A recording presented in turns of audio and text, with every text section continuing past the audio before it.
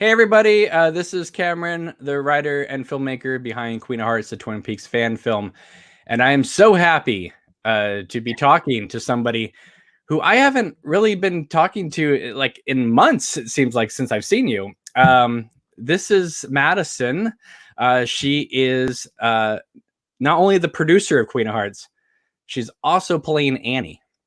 So I want to thank you for joining me for this discussion as to where we are in terms of the film. People have been wanting to know how is the film coming along? What are we going to do with the current situation? That type of thing. So before we get into all that, why don't you give our viewers some background as to who the heck you even are? Well, thanks for having me. As he mentioned before, my name is Madison Bates. I am 20. I just turned 24 years old, and Oh, wow. I'm a graduate of the University of Oklahoma. I graduated with a BFA from their acting program, and basically, I found out about the project through a Backstage ad because I heard they were still auditioning for parts. And so I came in to meet with Cameron, and he said, well, what I really need is someone to help with a lot of the other stuff. Well, let's pause there for a second. Of course. Pause there for a second. Because there's a missing link to this story. And that is your mom. Oh, yes. My mom. She is absolutely wonderful. And she's always, she's always looking for extra stuff for me to do. And she's always on Backstage and stuff like that. She'll always, have you seen this or have you seen this? She's really great. And she found the Backstage ad that Cameron had posted. And she said, well, what do you think? And I said, of course, I'd love to meet with him and talk about, what the project is and, let's pause again. Sorry to interrupt. But at this point, this was just after the film had gotten funded. And I was thinking it was more than likely that I was going to be shooting this entire film in the Pacific Northwest. That was the original plan, or at least half of it was going to be shot up there. So when I put the Backstage audition link in there, when your mom first saw it, she was under the impression that I was going to be shooting up there.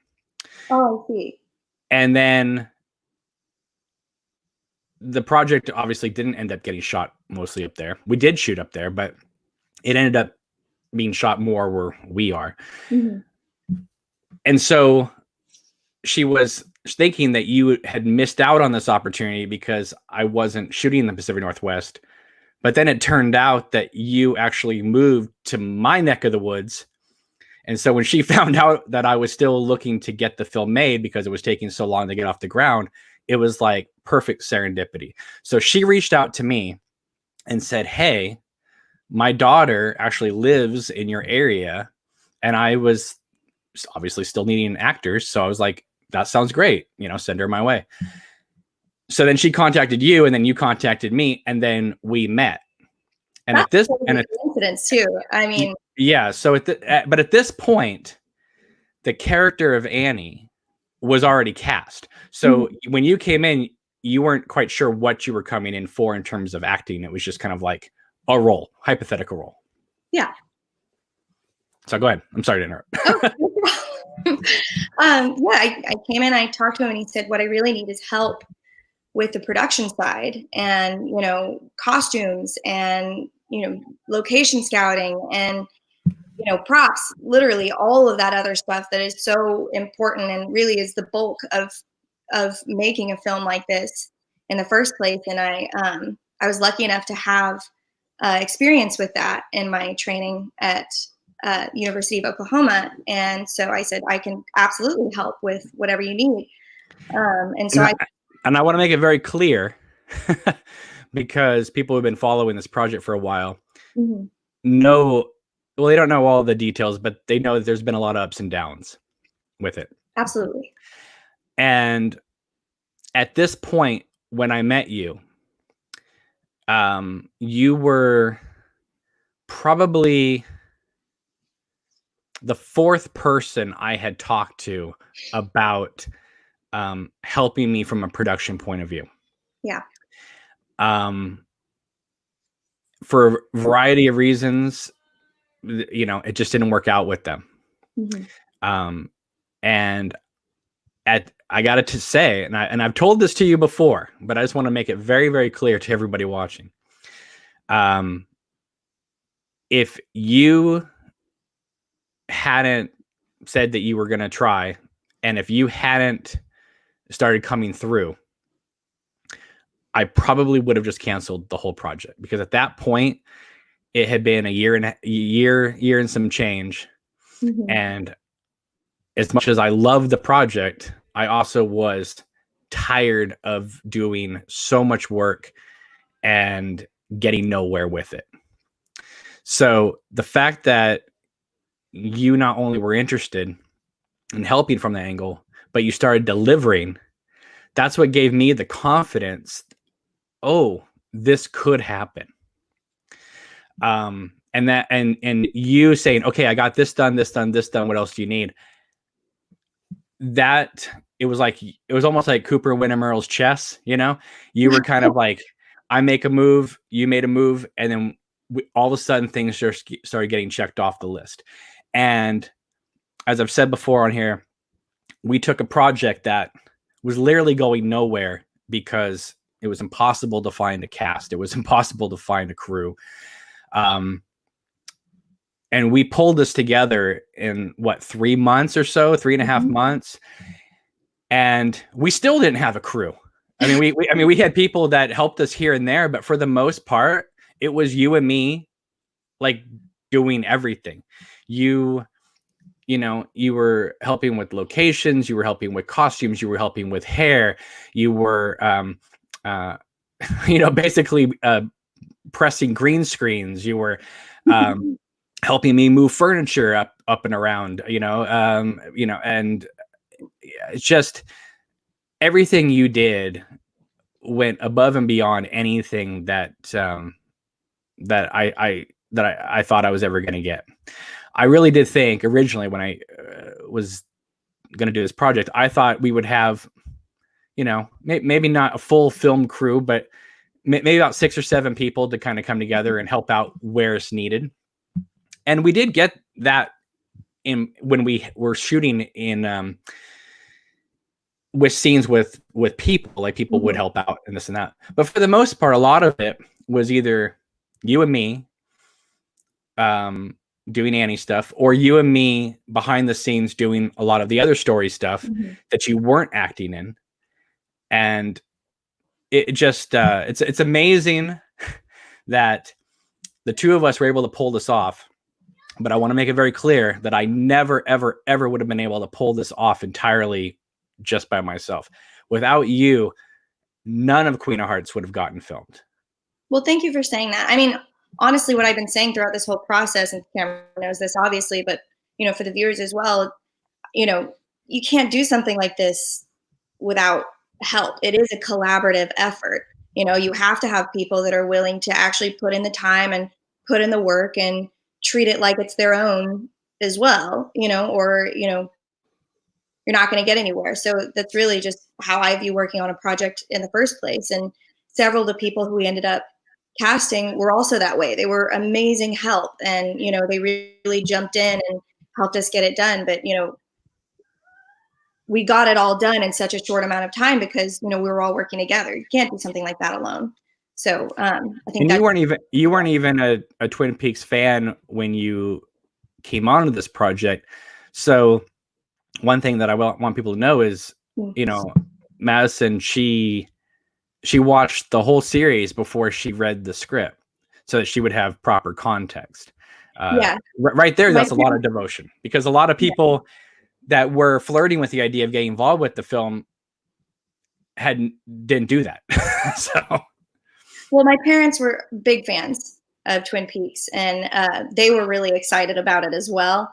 And I hadn't had the chance to really see it or get into it. And, I just fell in love with it, through the whole process of watching everything that I could find, the movie, all the seasons, all of the writing after that, pretty much anything I could get my hands on that gave me more information, that put the pieces of the story together. And then after all of that, then I read the script, because it probably wouldn't have made sense to me if I hadn't done all that, because it is a really complex story. I've told people that, I've said to the actors, I said, you might be able to get the gist of the script, but knowing the series means that you would understand. So what was your first, your honest first opinion of when you read the script? Because at this point you were just approaching this from a producer angle. You weren't yet cast as Annie. You eventually became Annie, the fourth actress to get the part, the fourth and last actress to get the part. So you got the script, you read it from a producer angle. What did you think?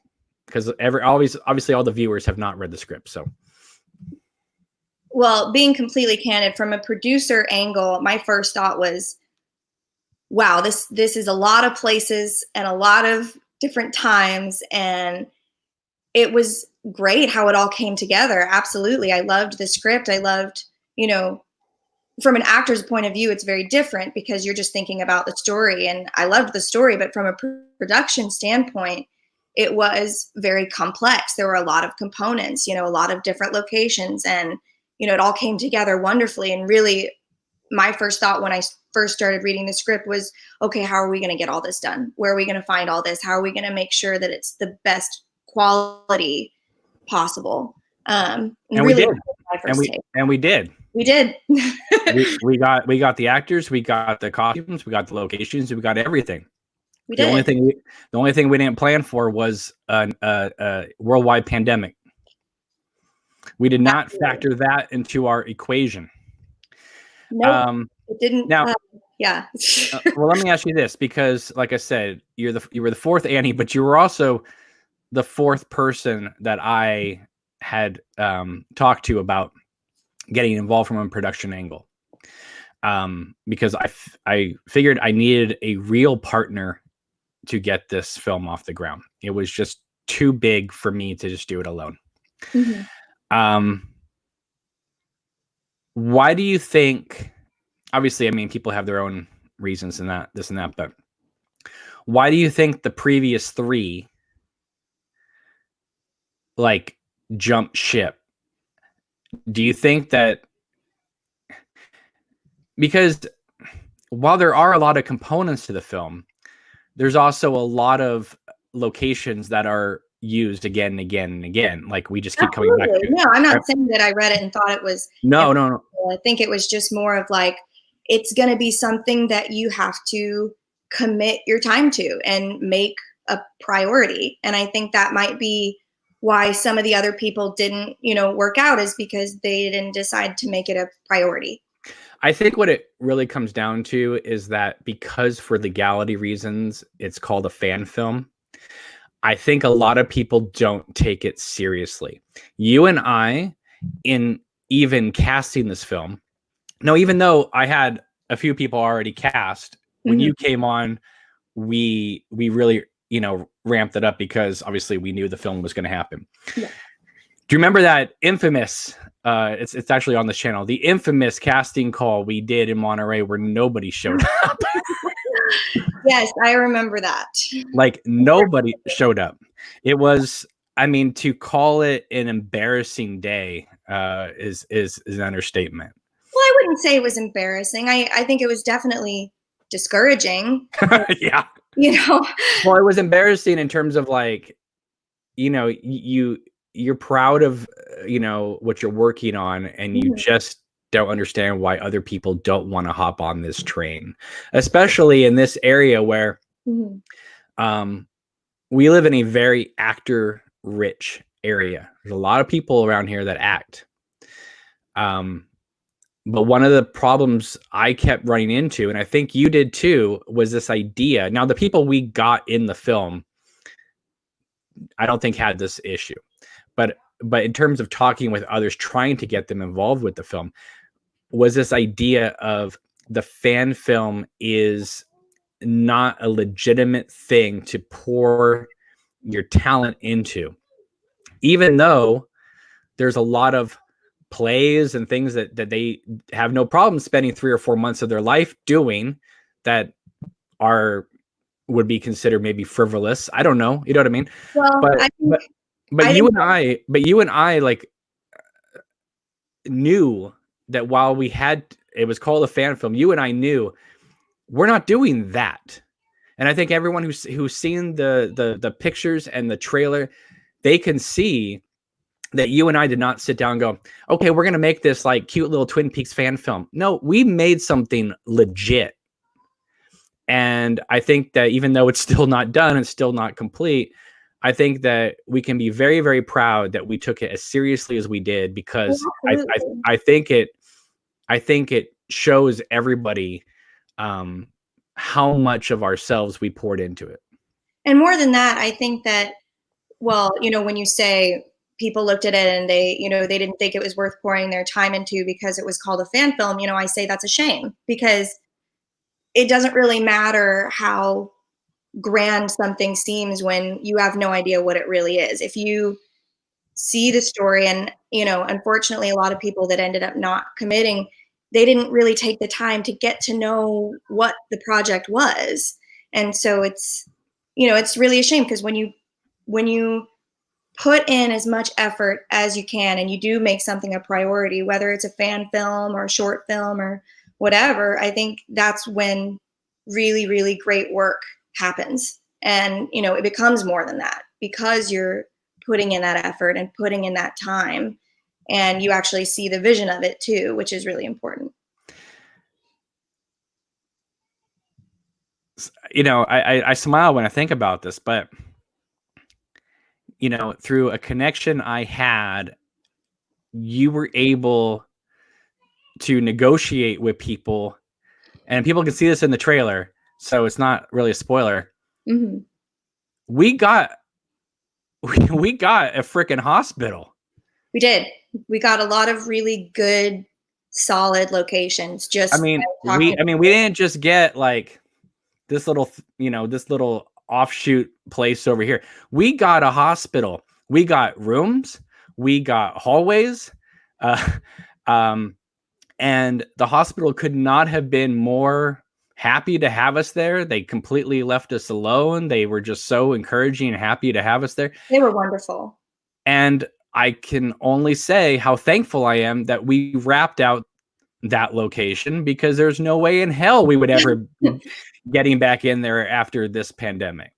No, they were very generous with us. And I think it was, I would say it's more than a coincidence, but it was an excellent and wonderful coincidence that we got it all finished when we needed to, because were some really important scenes that were done there, and we got to do them to the best quality possible. And I'm really thankful for that.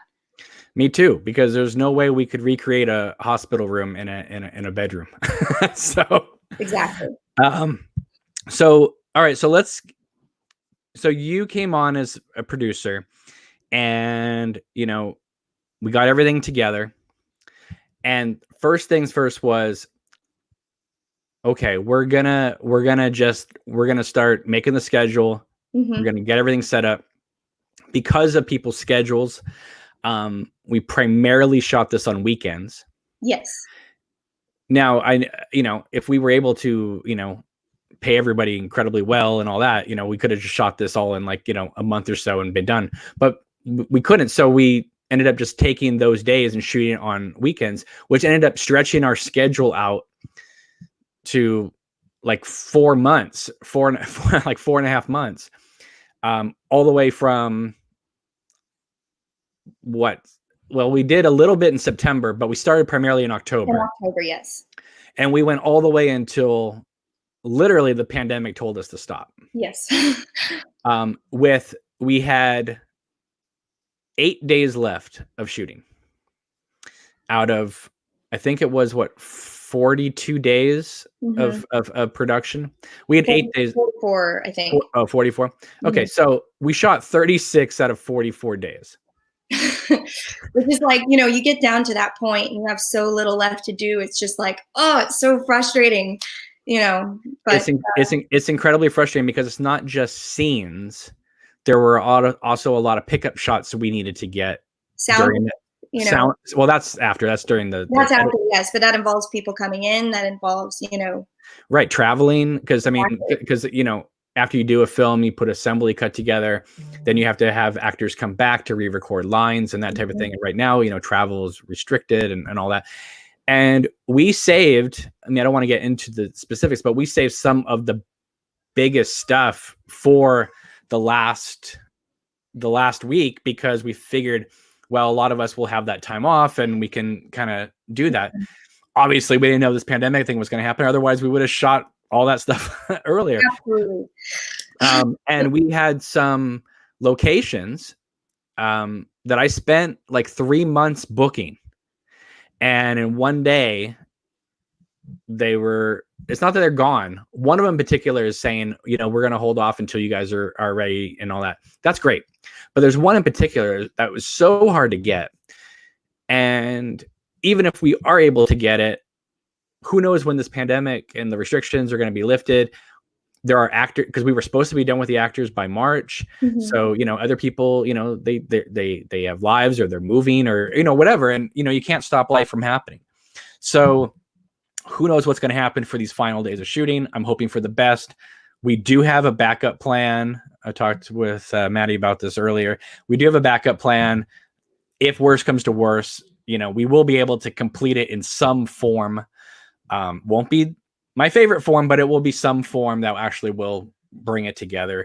But that's worst case scenario. Let me go back though to September. We planned the schedule, 44 days or so. My goodness, that's a heck of a schedule. And that's, and if you factor, that's like 22 solid weeks. And it wasn't like, oh, we'll just shoot on the weekends. Maddie and I are spending like every day of the whole week planning for the weekend, getting everything ready. How dashing Major Briggs looks in that trailer. You can thank Maddie because she went and got the costume.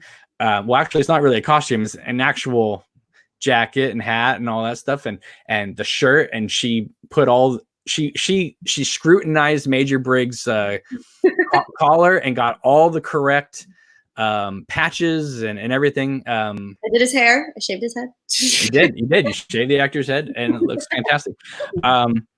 Okay, so you're on as a producer. We set the schedule. Mm-hmm. Okay, we're gonna go to the Pacific Northwest. This is gonna be a big thing.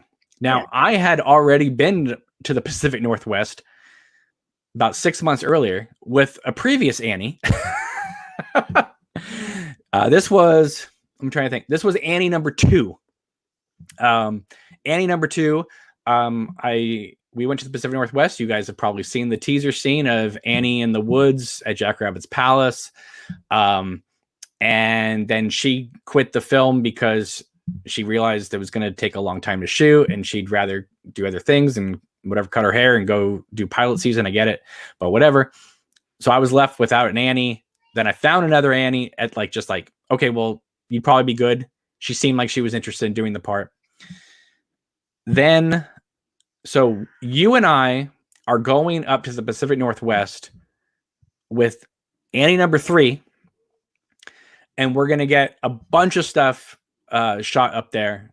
So we can at least scratch that stuff off the list. A lot of the exteriors and things like that. We basically did what Lynch did for the series proper, which is shoot all the exteriors. And then we would come back here and shoot all the interiors. Like they did the original series. The original series was all shot in California with the exception of the exteriors, not counting the pilot. So that was the original thing. So you and I, we're going to go up there with Annie number 3. We're going to reshoot the Jack Rabbit's palace scene and a few other things. And we get up there. It's kind of a nice day, I think, more or less. And we realized that something's just not right. Something's not working out.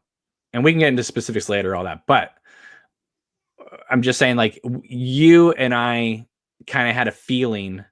I think you had it even before me, because I was like trying to be optimistic and try to, okay, I'm just going to come in and try to get the shots, and so we can get out of here. Well, I was just trying to make everything work. I was just trying to, as a producer, make sure that everything went smoothly. And that's really where my focus was just making it work, Right.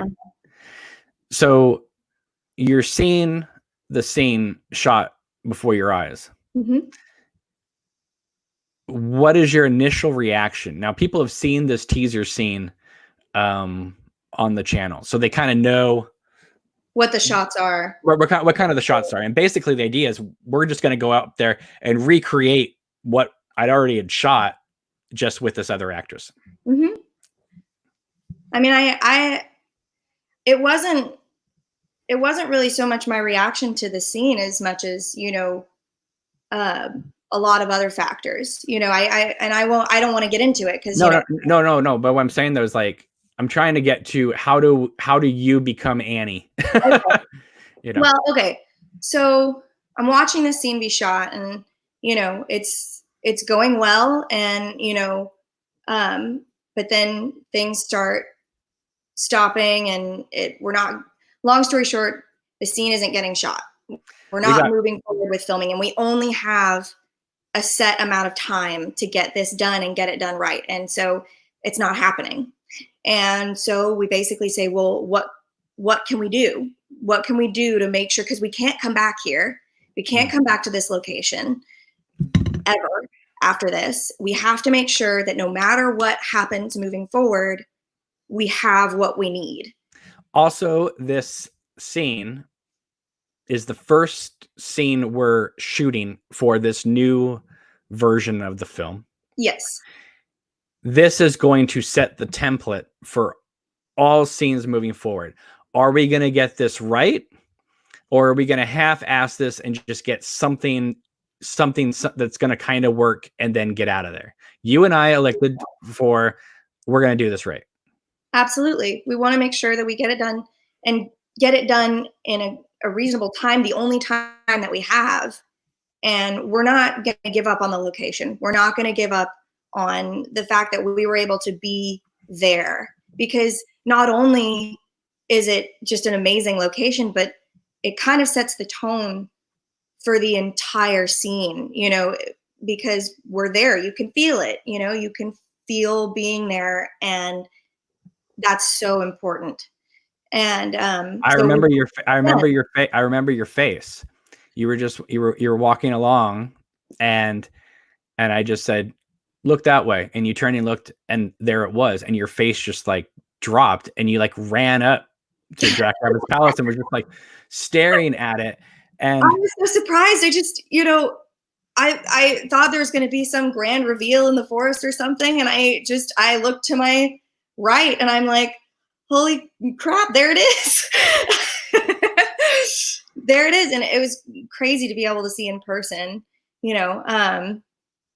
and really exciting to be there as a producer. And, with everything that happened on that trip, long story short, I was like, well, I could do it.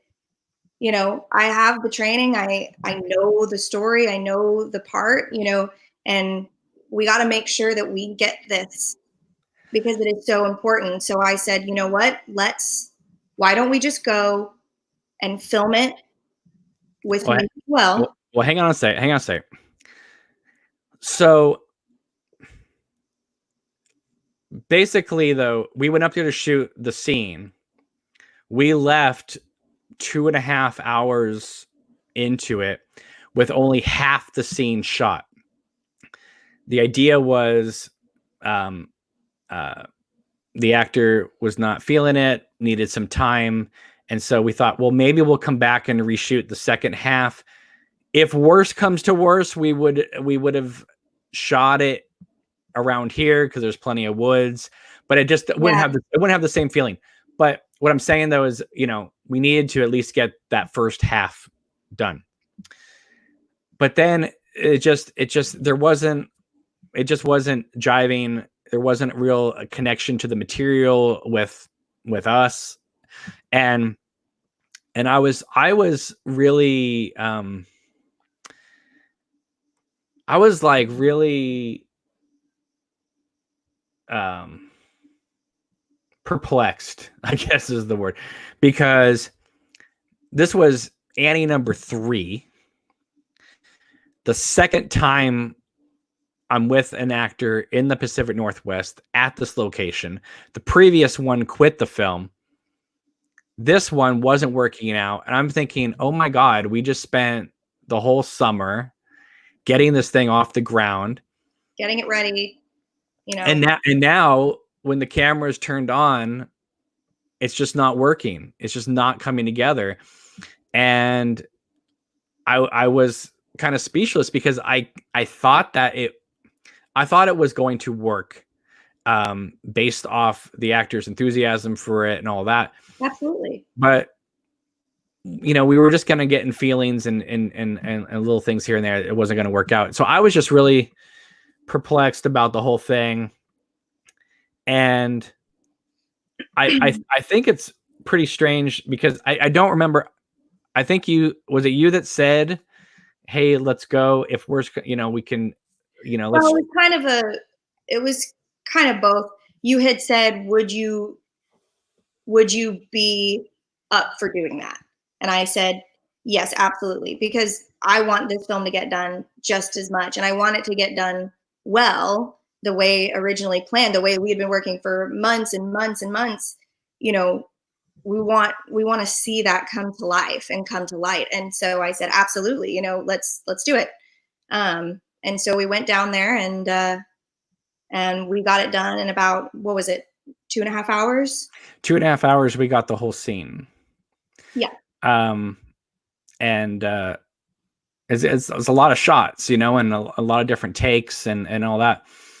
And it just kind of, and I remember saying to you, well, if this previous actor had not been cast as Annie, I would have asked you to play the part when I met you. But I didn't feel right in just like throwing the actor out and, and then and casting you in the part. So I wanted you there, obviously, as a producer, and going, you were going to play one or a couple different parts, little extra roles here and there. Yeah, here and there. And so when you stepped in and you're like, look, the dress fits.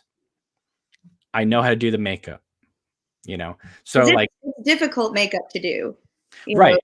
So you have to imagine in the teaser scene, you see Annie in the floral dress completely covered in blood, right? Here's Maddie in the woods, in the dress, completely doing the makeup on herself because we don't have a crew.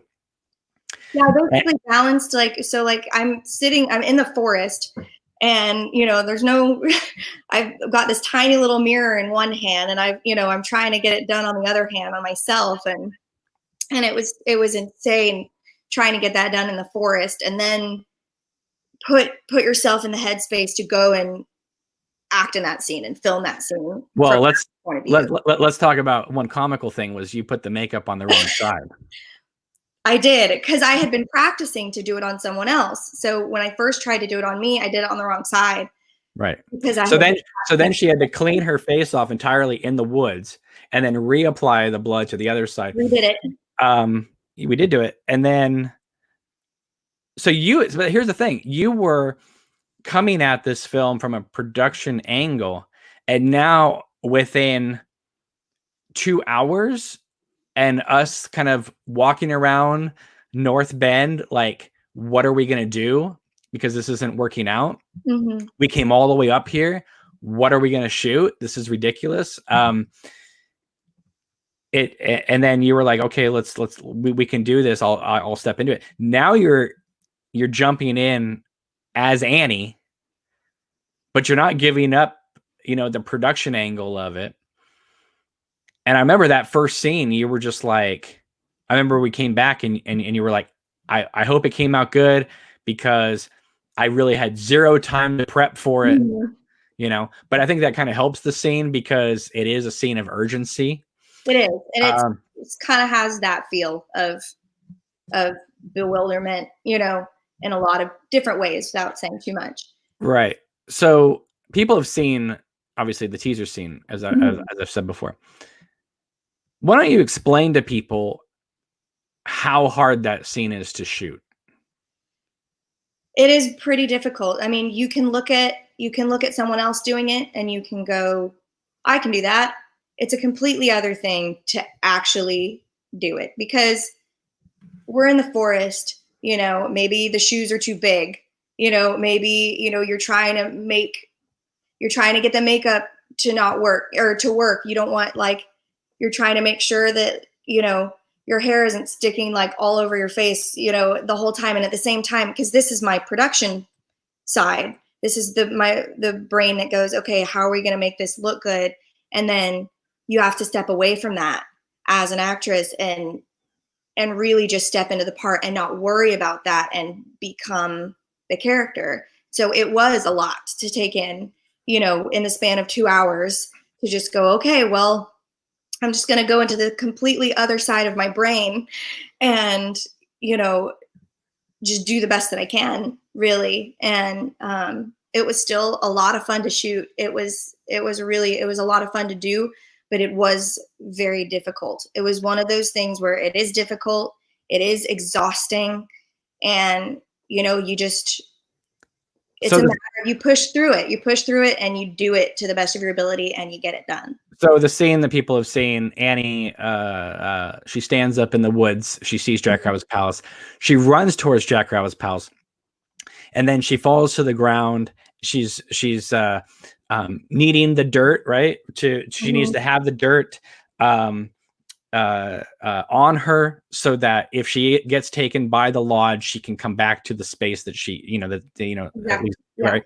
And, you know, of course, there's all these connotations of having dirt under your fingernail from, like, you know, Fire Walk with Me, and she doesn't have any pockets, so she's just trying to, like, throw dirt on herself, and then she's crying out basically to the heavens, which is the lodge, but it's also, you know, kind of playing off Annie's religious background. Seems simple enough. You have said to me that's one of the hardest physical things you've ever had to shoot. Now, that's what I'm trying to get to. What was so difficult for people who are watching this right now? Well, as I kind of mentioned before, the shoes definitely didn't fit. So, you know, I have to keep my shoes on until a certain point, at least. And, you know, having to run as fast as I can through uneven ground, you know, uneven soil that's, you know, all kinds of different things. You know, there's bugs out there. There's, you know. And we're approaching winter, so it's cold. Yes, it's very cold. It's not freezing cold, but it is cold. You know, it's like in the low 50s, you know, around that. But the ground is hard. The ground is hard, so nearly impossible to dig in. You know, when you're falling, the ground is hard, so, you know, there's not a lot of cushioning. It's, you know, and this is something that, you know, we don't have a crew. We don't have people to be doing all that extra stuff. So you really just, as an actor, you know what you're taking on and you just push through it. But it was very, very difficult. And I definitely understand why, you know, reading it back, it's such a small, like, in writing, it doesn't take up much space on the page. But when you actually film it, it is very intense and much longer than you would think it was just reading on the page. So yeah, it was a challenge, but, you know, but it's also multiple takes. Yes. It's not like, okay, try that. Okay, that works. I mean, you were throwing yourself on the ground 4, 5, 6 times. I mean, like, you got bruises, you had blood, you caught a cold being out there. It's intense. It's intense. Yeah. And so so you became Annie. So for the viewers out there, what is it like now that you've jumped into playing Annie? What is it like to play Annie Blackburn in this film? Wow. Okay. It's a big question. I think. or maybe without going into too many details. That's what I'm saying. No, but maybe get into like, okay, because you watched obviously Heather Graham playing Annie. This is Annie Blackburn, but it's a lot of different dimensions of Annie Blackburn that we haven't seen in the show. Well, because of what she went through in the show, what we had seen, for a person to go through something like that, you have to think about how that changes a person and how she was before and how that would change a person like that. And, what would she have learned? What would she have, regretted? Absolutely. And so, at this point, having done a lot of the film, I kind of, at first, yes, it was a lot of, studying and really exploring the character and really doing that extra work. But then once you kind of find it, you kind of find who that person is, you can just kind of step into it and kind of just become them after you've done that work. And the rest of it really plays very comfortably once you've familiarized yourself with that person. It's also about getting the right pitch, right? I mean, you, because like you would start a scene and like maybe you would be underplaying it or maybe a little overplaying it. And it's just about of like, okay, bring it down, now bring it up. And then once you got it, once you find it, you could do it. But sometimes it's about, and here's the thing. I totally understood that because one, that's just the actor's process. But I mean, you're coming on this, we're moving. Okay. We're setting up the location. We're moving furniture. We're getting props up. We're this and that. Right. Then actors come in where you're helping with costumes, hair, right? You're pressing everybody, right? And you're getting everything set up perfectly great. Then you get in costume. Then you're playing Annie after doing all of that stuff. And so you're going literally left brain, right brain here. Yeah. And so helping you find the pitch was like, I mean, it was fine because you had just come off. It wasn't like other actors that, just had to come in to play their part. You were doing all this other stuff and then playing the part.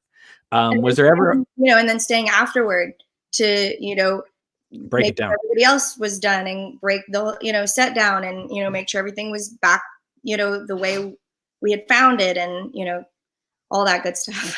Right. And a lot of these locations, they weren't just like right next door, in our neighborhoods. We were traveling hours to get to some of these locations. And we were very fortunate they were borrowed spaces. So, we had to really make sure we were respectful, of these people who had, so generously let us, use these spaces and make sure that we left them better than we'd found them, and all of that good stuff. Right. But, and shooting scenes that perhaps, we were a little weary of like, well, what if they, find out like what we're actually shooting in these scenes? But everyone was a good well, if you hear screams, everything's okay. It's in the script. We promise. Yeah, exactly.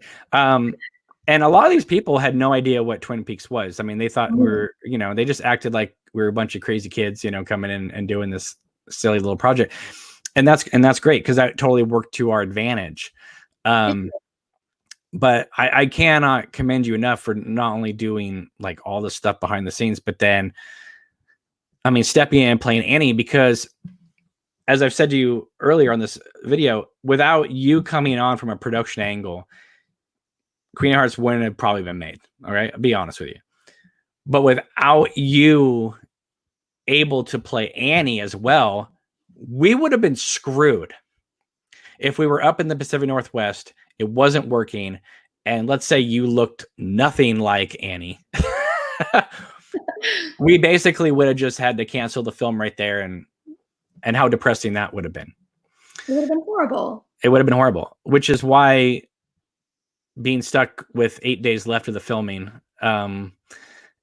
it's very it's very horrible and bittersweet for me, because we sacrificed a year of our life. Well, me longer, but like you and you and me together, we sacrificed, a year of our life, weekends, every day, every day, weekends. Yes. and so to get this close is pretty wild. The film will get finished. To what that means is still to be determined, but the story will be told. It may have to be, whoa, it's a little loud. But it just may have to be told using different types of technology. Absolutely. But I mean, at the end of the day, nobody saw this coming, and it's one of those things. Well, we've pushed through in every other circumstance, and this certainly isn't going to be an exception to that. So we're just going to do our best, and to the best of our ability, do justice to the story that was written. I appreciate that, because sometimes I don't know. Sometimes I get very discouraged. When it's hard. Not just from this situation, but just everything that I've been through with this project. From having so many people come out and support it, to having a large portion of people completely turn their back on the project, or pretend it's not happening, or talk trash about it to others, or go on secret Facebook pages and talk crap about it. And look, none of those people that talk crap about me and the project, they don't know me. They've never really met me, and if they did, they barely got a glimpse of what I'm like. You and I have worked together on this project for nearly a year. It's getting close to a year.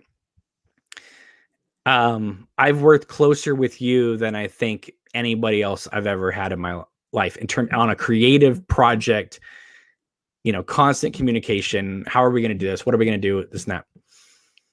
Well, I mean, I think the reason we got it done as fast as we did is because it wasn't like, oh, can you work on this? And then, you might hear back from me, a week or two later, oh, I'm still working on it, or, oh, I got that done. What else? It was really just, let's just make a big list of everything we have to get done. And then we prioritize what needs to get done as soon as possible. And basically just every single day was doing everything we could to check stuff off that list.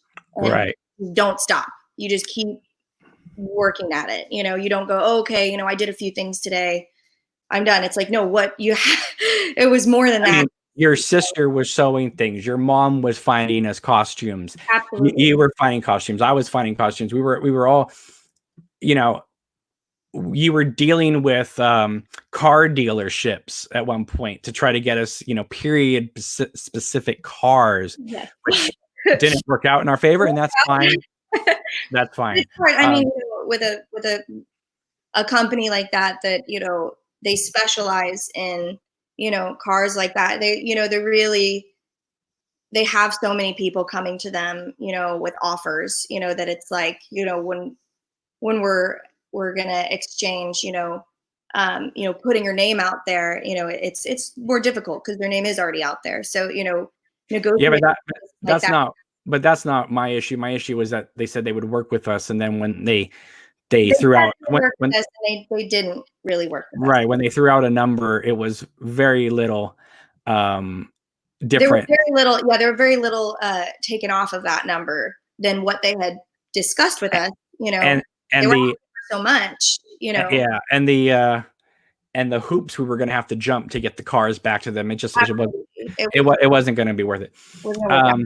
So I guess I'm just curious for myself, because again, you've worked with me closer than any of the people who ever said any crappy things about me or the project online. So I guess I just want to know for myself, am I truly truly the awful asshole that everybody makes me out to be when people talk trash about me and the project. No, I mean, she's being paid to say this, by the way. I just want to know. I'm kidding.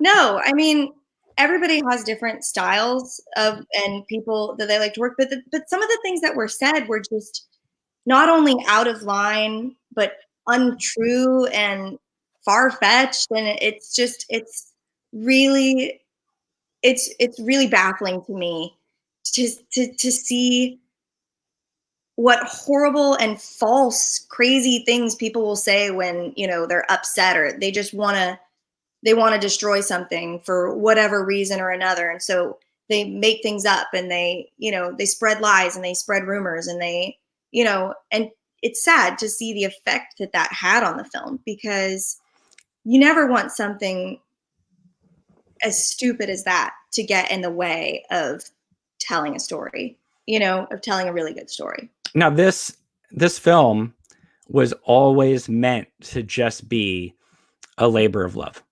It was supposed to be, this really cool thing. Let's get a bunch of really cool people together. Let's make this like really fun project. And that's all it was meant to really be. And then when it got turned into this, well, you're either pro Queen of Hearts or you're anti Queen of Hearts. And this whole like notion that like Showtime was like, and the people making Twin Peaks was like, oh, they don't want the film being made and all this stuff. Even though, did they ever contact you and me about the project saying false? That was completely false to say that they were opposed to us making the film. It was funny not funny, but in the grand scheme of things, looking back on it, kind of funny that people would just say things that blatantly aren't true. We could easily like prove it wrong. Right. And not only that, but people believing this nonsense, believing that's the part that's sad. Yeah. And just going, oh my goodness, oh, this project should not be supported. This project should not be talked about. That's your choice. But at the same time, though, like the reasons for why they chose not to were completely false, completely wrong. And it's a shame. It really is a shame that they believe such utter nonsense, because we could have been contacted at any moment about anything. Absolutely. And all we kept getting was, can't wait to see it. So anyway, so we've busted our ass on this thing for a long time. And I just, again, we'll finish this somehow. I know we're up against a time clock because you are moving. And there's always a possibility you could come back, but who knows when that would be. You are moving in the summertime. You were always meant to move in the summertime, but we were also supposed to be wrapped in March. You know what I mean? So obviously I cannot make the film with a fifth Annie. So we are going to do whatever. And right now restrictions are what they are. We can't even go to each other's houses right now in terms of the restrictions. So, we're waiting for things to loosen up a bit to see where we are, what's going on, that type of thing. We will get the film done. I don't know how, but we're going to get it done, and we'll get it done as effectively and as efficiently as we can. I have no worries about that. It will not, I'll tell you this, unless a complete miracle happens, the film will not be completed the way Madison and I busted our ass to do. There are a few locations that we probably will not be able to shoot at because of the current situation, which is really a bummer, because they were one in particular that we were going to travel to is possibly one of the most beautiful locations that we had confirmed. And it was going to be just the absolute icing on the cake. And it breaks my heart to know we had the location. We still have the location, actually, but we have the location, but just who knows about safety, all this stuff right now. And who knows? We don't want to put anyone in an awkward situation where they don't feel safe, especially with traveling. Exactly. Traveling is such a, yeah. I mean, it'd be one thing if we could go next door and shoot this thing, but we can't. I mean, there are possibilities. Maybe we'll explore those as well. Again, things could change, but what I'm trying to get to is that there is a time factor here. You are moving, and there are other people who have other things going on in their lives as well. So we're trying to get this thing all sorted out in the next few weeks. We'll figure out something. It probably, like I said, if there's a miracle, probably won't get everything done to everything we wanted to do. We will get the scenes recorded at least. But that's really a shame. But I want people to know that we did get 4/5 of the movie shot. We did pull off 4/5 of this movie. Probably got it, and it all came out just so great. Yeah, I mean, when people saw that trailer, I mean, they had seen the pictures and they had seen teasers and stuff like that. But when that trailer dropped, you contacted me and you said, how many negative comments have you deleted from this thing? And I said, none. I remember that. I was like, ugh. I mean, I didn't expect there to be a lot of negative feedback because there really couldn't be at that point. I mean, we had actually delivered on, like, this is what we've been doing. And, here's, firsthand, what, without giving too much away, what the film is kind of about. Does the trailer, let me ask you, as someone who's the producer who plays Annie, does the trailer give the film away? Absolutely not. If you think you know exactly how this story plays out, you do not know. And for the Twin Peaks fans out there who obviously haven't read the script, and you had watched the series, then you read the script. How does the script play, you think, to a Twin Peaks fan? Obviously, people have, likes and dislikes all the same, but overall, what do you think the average Twin Peaks fan will take away from this film? I think for a Twin Peaks fan, the biggest thing is, while the story does stand on its own, it is so connected and well tied together with the rest of the story, so to speak, that you're gonna feel all that familiarity, even if it is, maybe slightly different style, or, as we did our best, obviously, it stands on its own. But I think that Twin Peaks fans are going to be very, very pleased with how much detail is in this, and I think that they're going to see exactly how much work and how much passion went into the project, that is shared with them, and their, how much they love Twin Peaks. I think they got that from the trailer, from the reaction, the reactions. And more from the film. I mean, people were online were saying, there's one person I remember just wrote, "My God, this is really going to be something." And all the car rides that we had, going to the set and all that is the kind of comment that we were wanting. We were like, this is why we're doing it. Absolutely. I want to make this very clear, because we got a lot of people watching right now. Everybody's really interested in what you have to say. I want to make this very clear. Just because we made Queen of Hearts, just because I was able to, raise the funds to make the film, this was not ever made to be like, oh, look at us. aren't we just the greatest Twin Peaks fans of all time? Because you weren't even a Twin Peaks fan before you got started. I see a lot of people online that draw amazing artwork. I see a lot of people who compose amazing music in the style of Twin Peaks. Every artist who's able to bring their ability and do something to tribute a piece of work, a piece of art in a way that, you know, shows their love and respect for that. That's all this is. And so that's why I was always really put off by the negativity about about this project.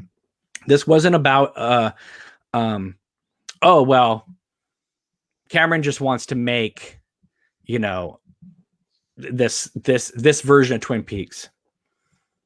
Well, yeah, but I've never said that this is the next canon, you know, thing in Twin Peaks. It's called a Twin Peaks fan film. It's not Twin Peaks season 4.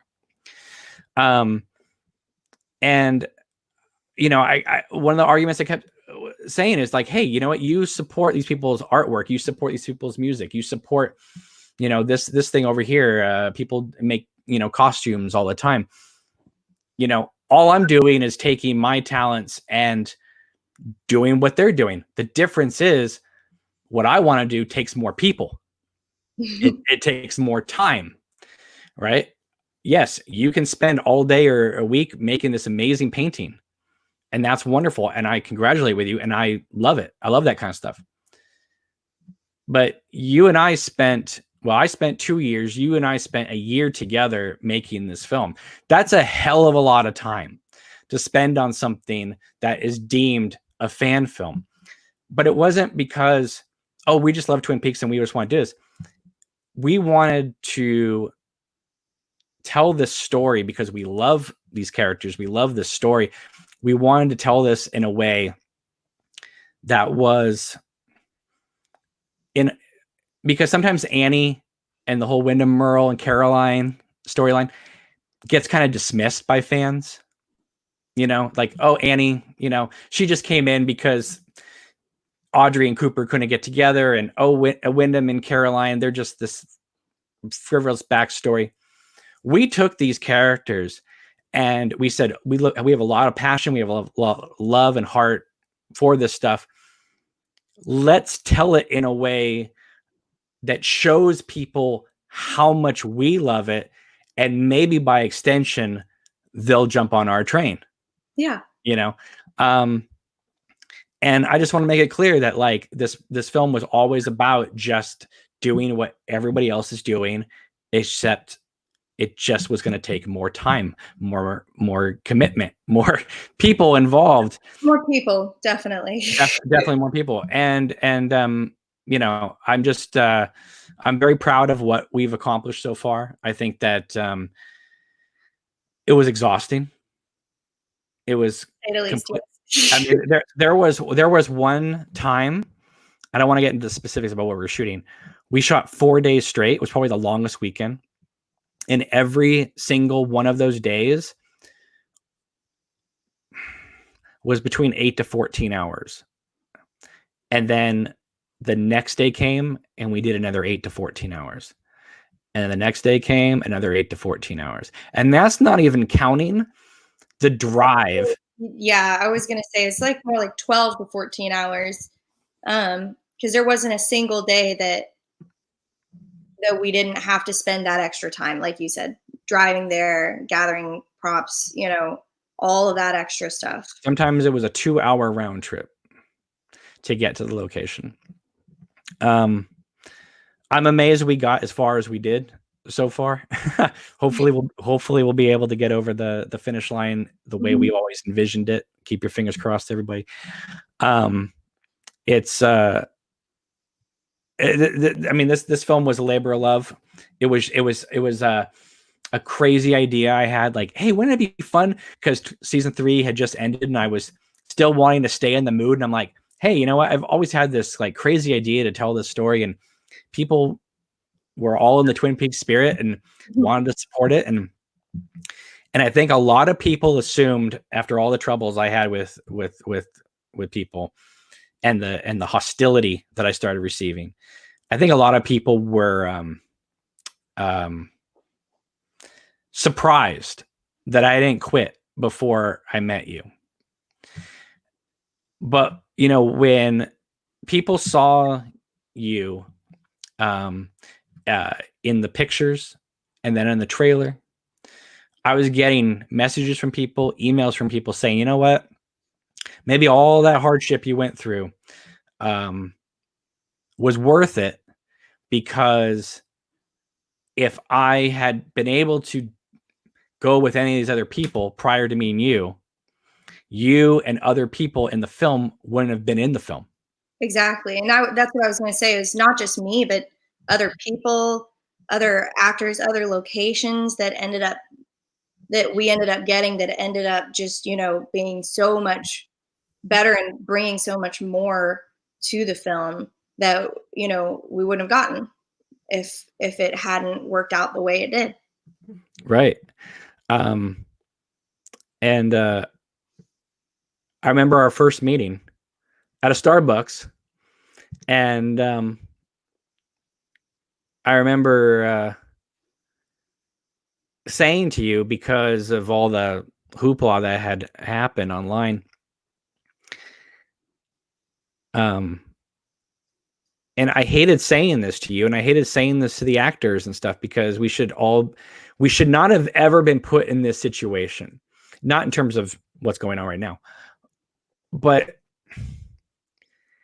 when I had to communicate to people, like, would you please not share online that you're working on this? Can you please not, you know, share online pictures or behind the scenes stuff?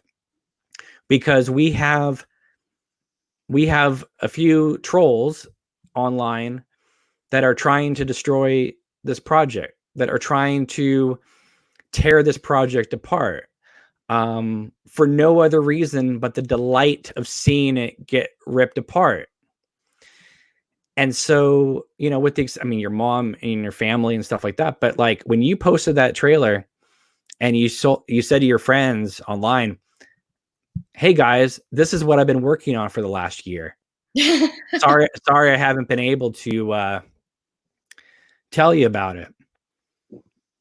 You know, or an actor that would come in for a day and shoot something, and then I'd have to tell them, please don't post anything on Instagram because people are looking for this stuff. Mm-hmm. I didn't want to do any of that. I thought it would be fun just to share whatever, but we just couldn't. You know, I mean, I tried one time putting the Facebook page back to public, and we got trolled within an hour and a half.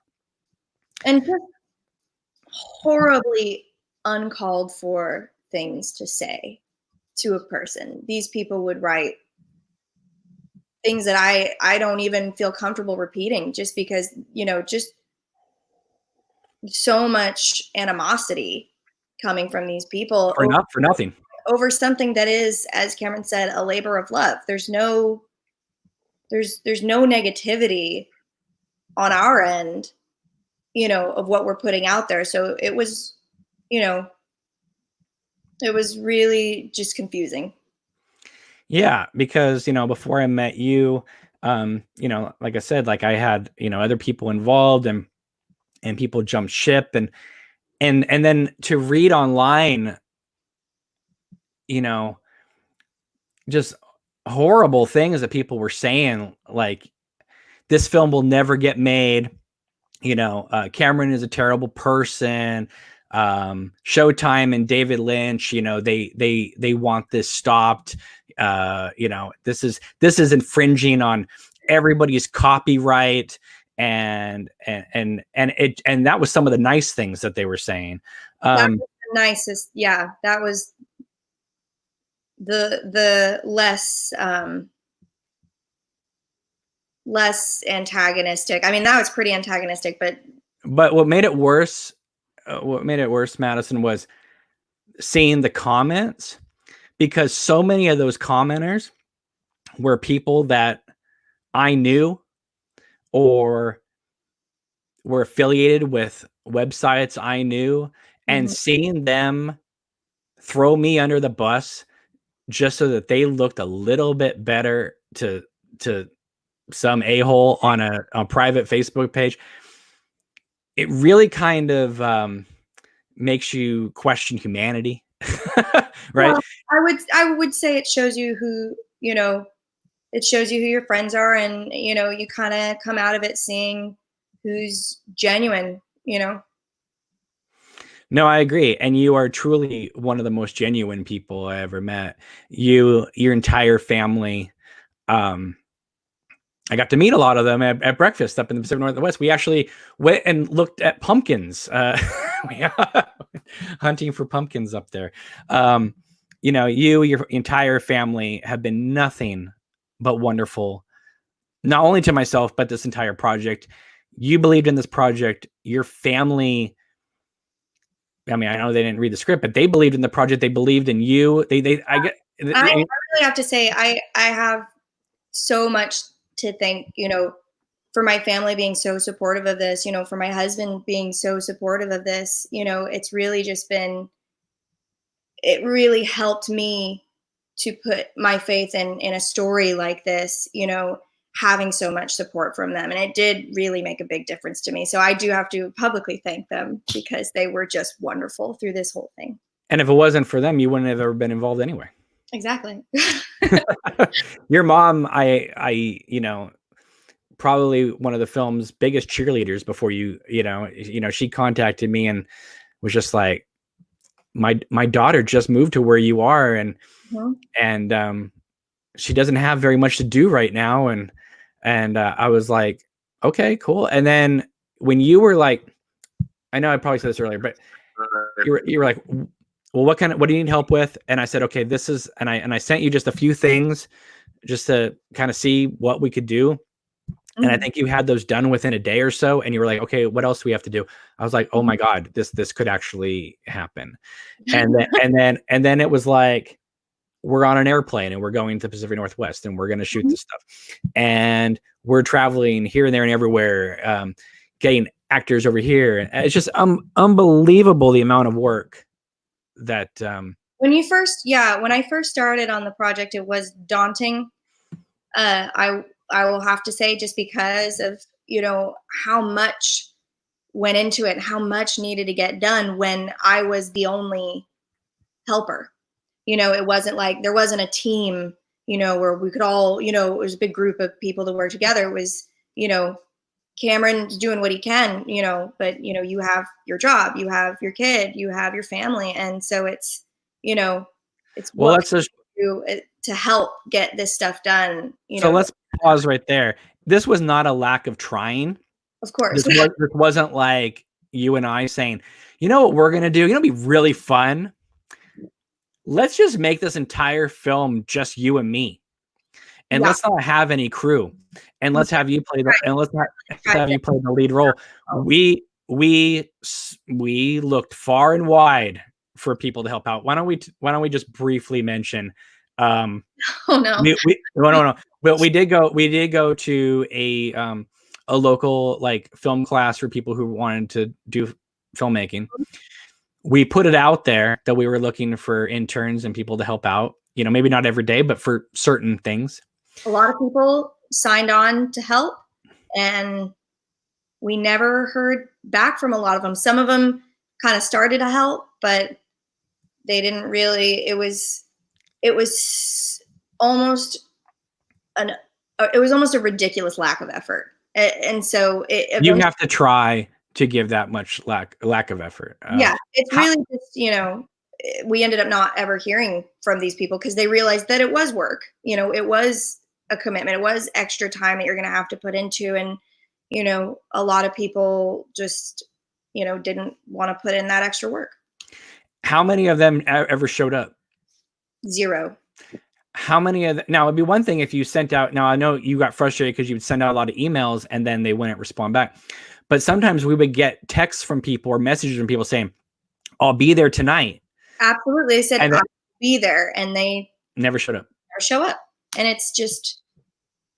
it's frustrating, to have someone be flaky like that, for lack of a better word. So this project was set up in a way where if people didn't show up, it's not like, well, Madison and I just, go home. No, we have to shoot this scene. We have to get it all done. We have to do it. And so, okay, here we go. Well, we don't have help for that. I guess you and I are carrying furniture. I guess you and I are going to be doing all this stuff. Oh, and by the way, you also have to play the main role and get into makeup. And so it's like, instead of like you just getting makeup and going over your lines and getting ready, getting mentally ready for the part, you're helping out with all this other stuff.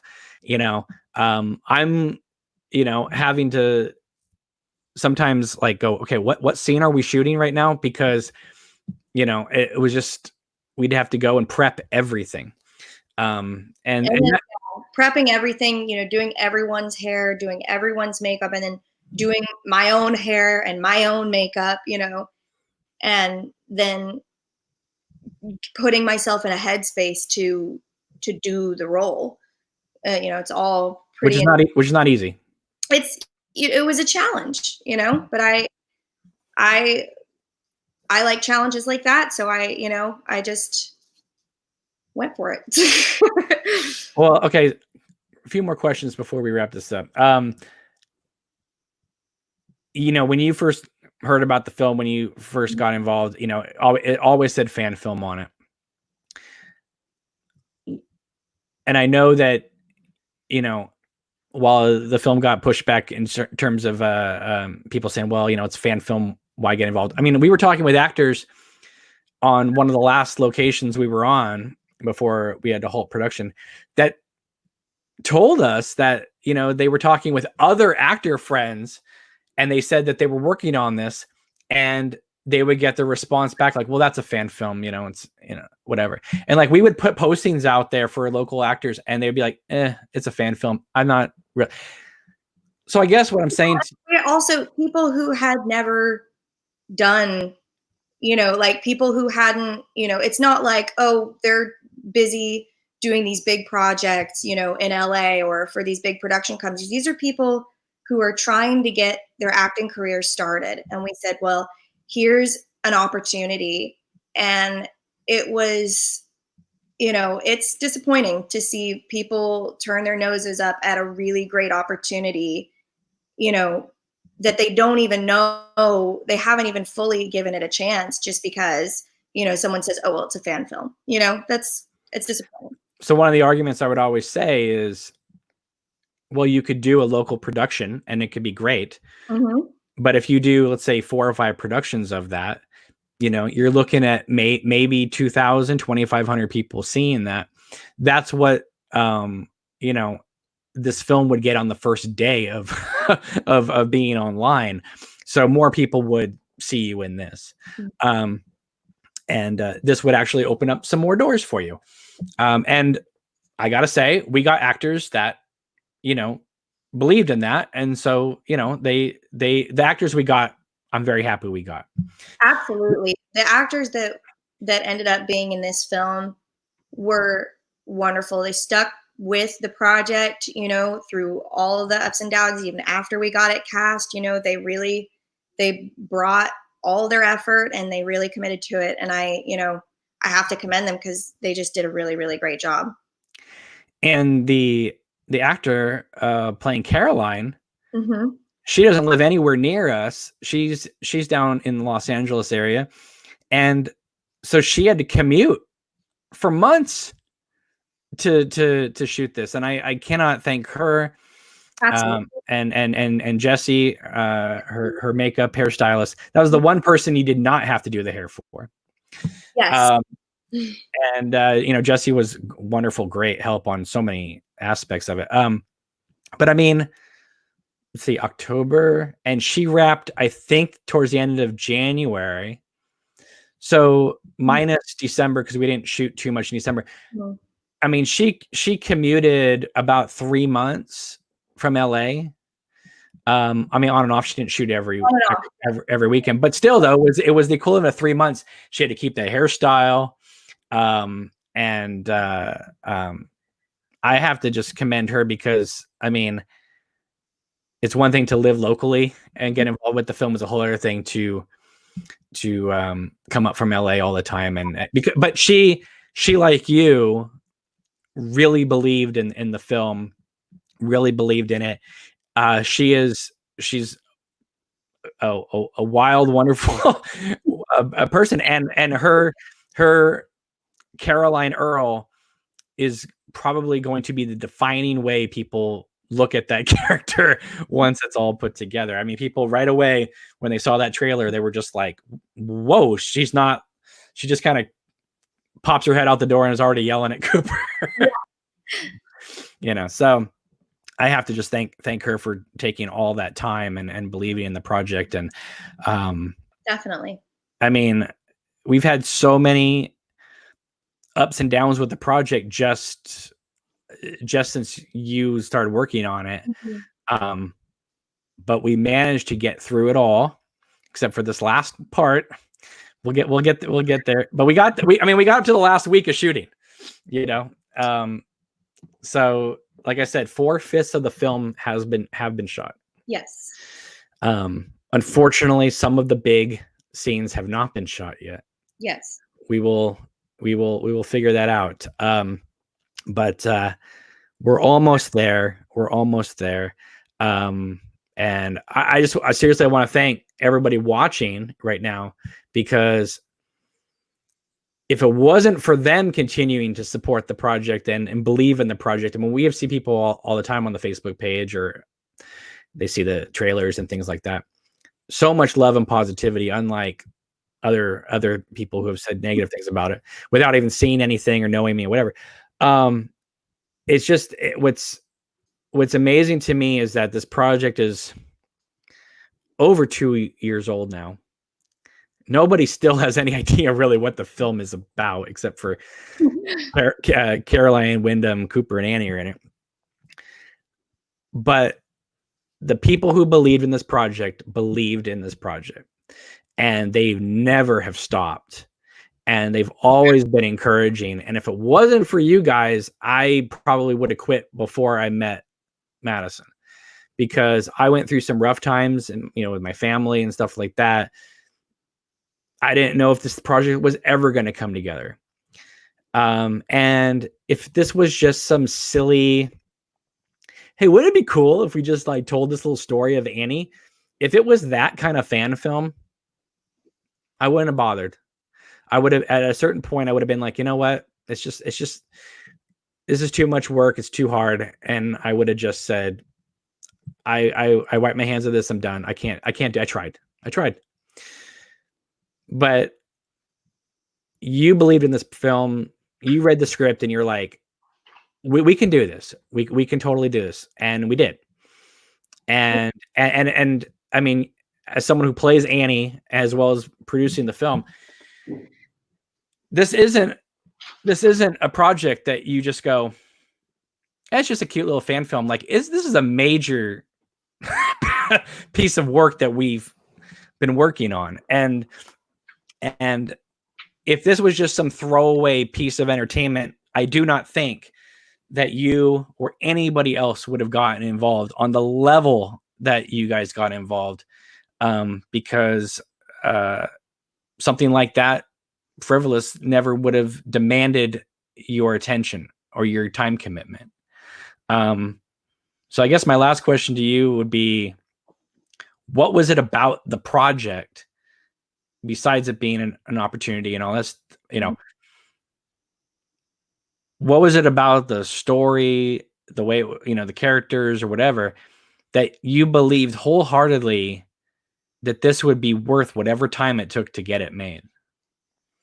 Well, I looked at how much the fans were so excited, how much passion and love was coming from the supporters of it. And that was a huge thing, was, wow, this really must, this is really going to be something, because we have so much support and so many people who are just with us the whole way, in spirit or, online, and, just pouring their support into this. And I was like, well, that's one of the biggest things that you need in order to be successful with something. And then aside from that, just the story. I love sci-fi. I love adventure, stories about adventure, stories that are about, otherworldly things. And and it comes together as a good story, and it's told very well, and it's complex and intense, and but it all comes together really well. And I looked at that, and then that coupled with the passion from the fans and all of their support, I said, wow, this is definitely going to be something great if the right amount of effort is put into it. And we do it right. Exactly. Which I believe we were. Excuse me. All right, so let's take a look at some quick comments before we wrap this up. Okay. Brand's here says, hello, this is exciting. Annie lives. Let's see.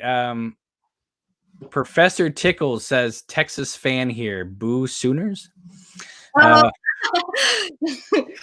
Okay. Noreen says, fantastic. Hi, Annie.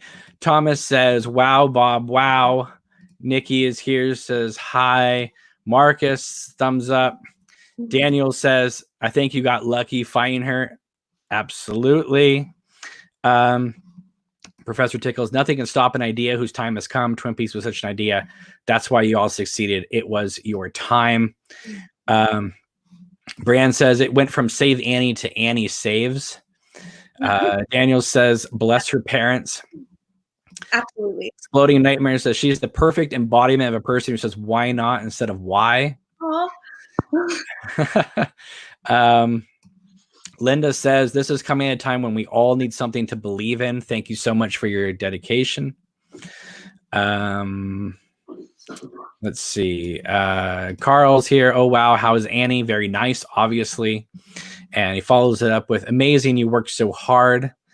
Jamie's here. She says, hello, Annie. Everyone's calling you Annie. Carl says, so this is the girl. Apparently we are so grateful for you. Jamie says, from everything that I've seen, this movie is going to be outstanding. I can't wait to see it. Bravo. And we all appreciate what you're doing for the fans. Daniel says, I never doubted this project. I still don't. Let's see. Pink says, Annie. Daniel says, thumb up the video. Yes, thumb up the video, please. And subscribe to the channels, please. Joey's here. Says, hello. Pink continues, Annie lives. Jamie says, some people just like Damage, and those people suck. I agree. Pink says, that trailer was a game changer, which is interesting. I'm assuming it's a her. She says that because you would have thought that, all the other teasers and the pictures and stuff like that, people would have been excited. I think people were excited. But I think that trailer was like, oh, that's what they're doing. I think that, they saw Annie pictures, they saw Wyndham and Caroline and Cooper. But I think that trailer kind of gives you an idea like, oh, I don't know. There almost seemed to be a aha moment with a lot of people like, okay, this is going to be what we know, but in a very new way. And also things we've never seen before. Twin Peaks Coffee Time says, what is this actor's name playing Annie? May I ask her a few comments? Go ahead while we're on. Her name is Madison. My name is Madison Bates. Yeah. Carl says, I've always loved that name, Madison. This does not change this one little bit. Exploding Nightmare says, we got a Maddie who's playing Annie. Al85 says, happy to see you two chatting about this. Not to toot my own horn, but I was on board and supported Cameron from the early stages. I want you to know we, the audience, are here and are very excited. Benjamin says, wow, Cam, wow. Carl says, you are true heroes. Twin Peaks Coffee Time says, Madison, did you watch Twin Peaks The Return, which is season 3? What did you think of Annie only being mentioned once? Well, getting as attached to Annie as I did, yeah, I missed her. I definitely missed her, and I would have loved to see her in it. But that being said, if she was in it, maybe this film wouldn't exist. Exactly. That was my next thing. It was bizarre. But it's dealt with. So have no worries about that. All right, any last comments, questions before we wrap this up? Get them in the chat right now. So while you guys are doing that, I just want to say thank you for joining me on this video, because we had talked about not necessarily doing this one, but we talked about once the project was out there, that you and I would be doing videos, kind of doing talkback videos, telling people how we made the film, the ins and outs, the obstacles, and kind of just the ins and outs of the whole filmmaking world, answering questions about the lore and what we're saying with it. That was always a part that I was just super excited for, because we had to be so quiet, publicly while we're filming. I was just like, I just can't wait to like tell everyone everything and, be able to talk about it with the fans. I just, it's super exciting to be able to finally do that. Well, we're still having to keep things back because obviously, but after the film comes out, probably by that time you will have moved, by the time the film comes out. But I still hope that wherever you are in the world, that you will join me for a few more videos, and we'll, no matter what the condition of the film is that's ultimately released, we still have a lot to discuss. Definitely. And just talk about with the fans too. Like there's so much we've just been really excited to talk about with all of you guys. Yeah. Twin Peaks Coffee Time says, I think season 3 was about absences. Laura, Annie, even Wyndham Earl, Harry, of course. Well, Laura was in it, at least. Everybody else was kind of not really dealt with at all.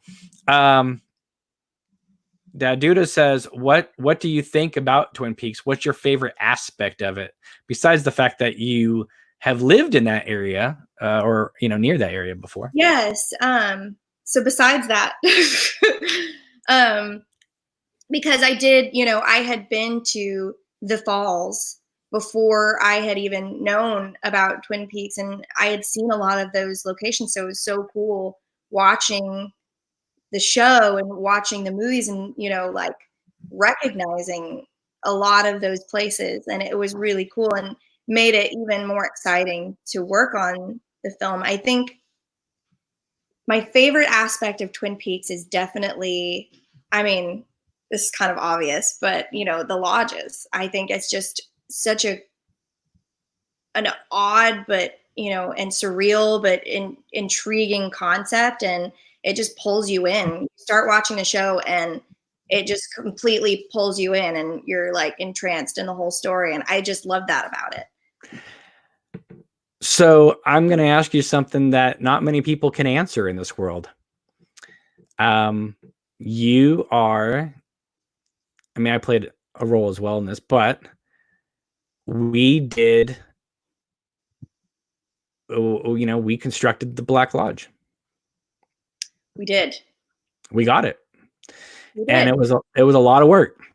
It was probably one of the things that we, or at least I, stressed over the most, because we knew how important it was, and we knew how important it was that it set the right mood and it gave us the right feeling.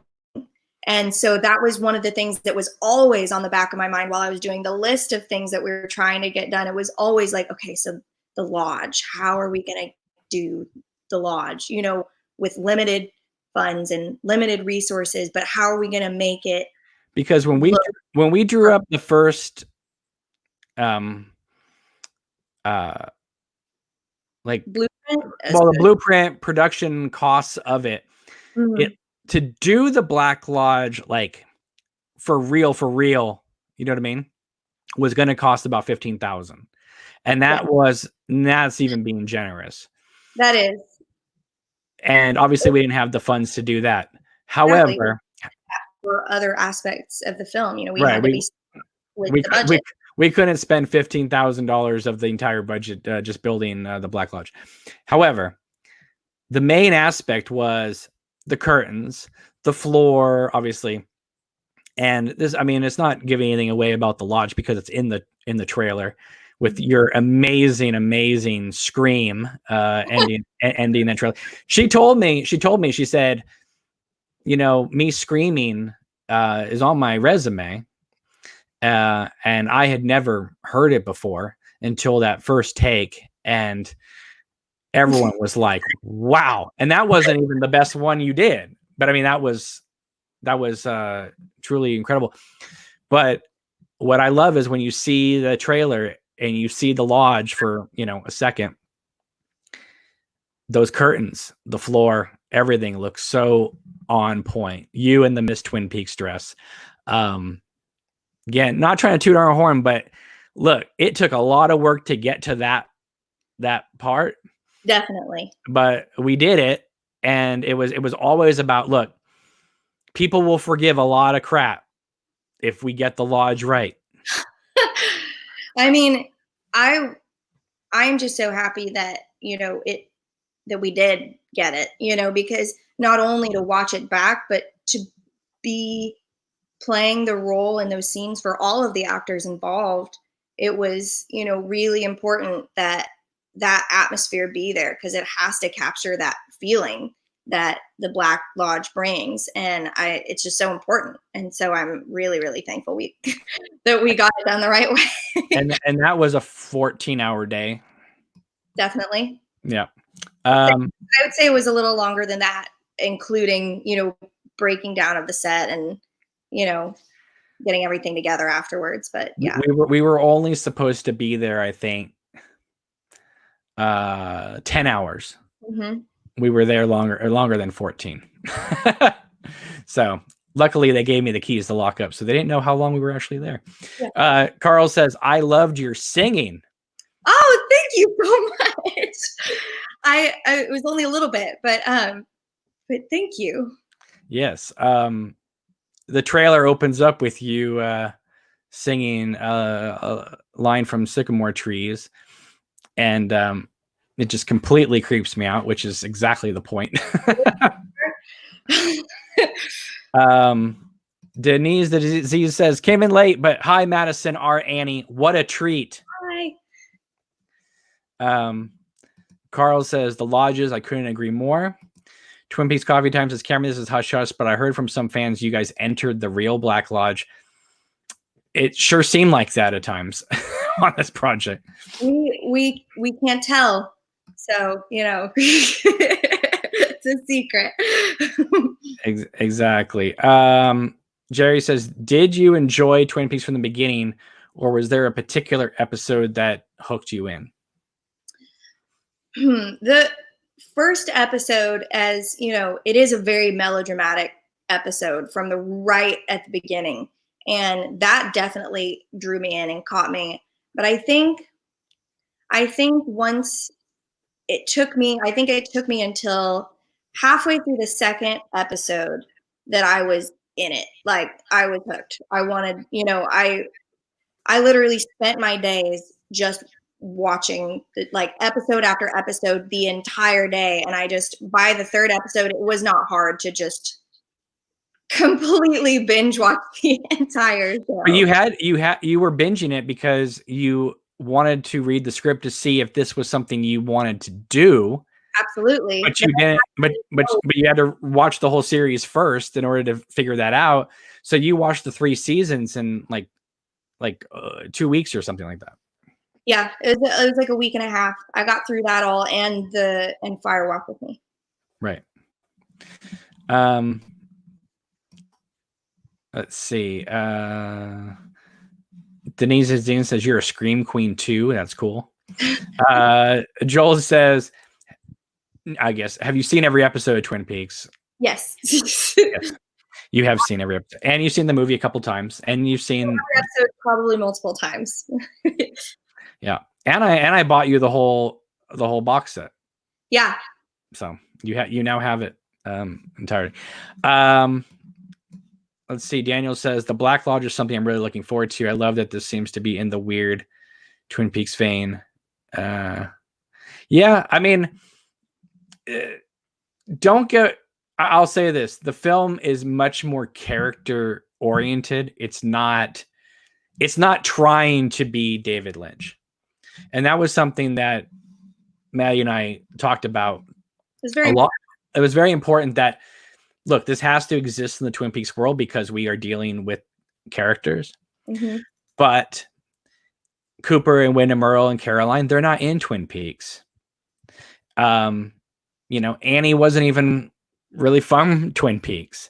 So, so while it takes place in the world, it's not being slavish to somebody else's directorial style.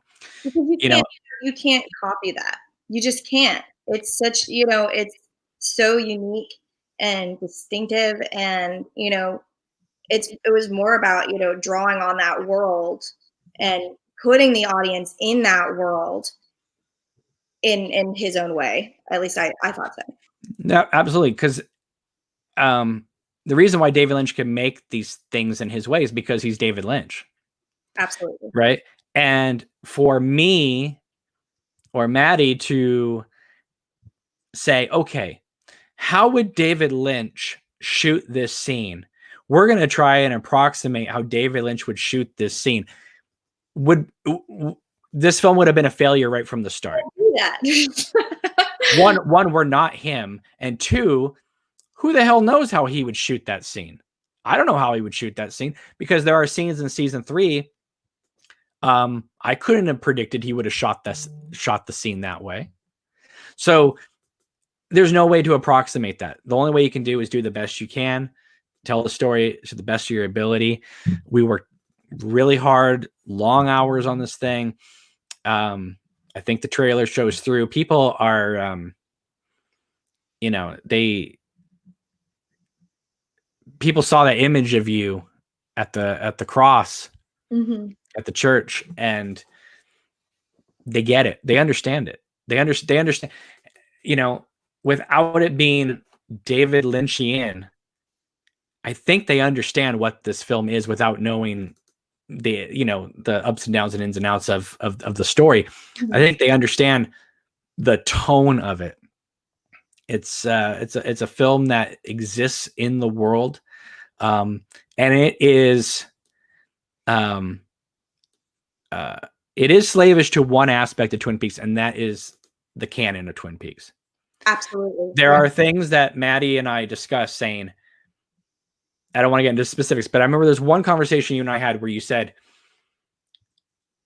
I don't think you would have had this in the script this way unless it was previously dictated this way. Yeah. And there are things that, I would never have written things that way. But because Mark Frost and David Lynch, say that's what happened, well, that's what happened. Absolutely.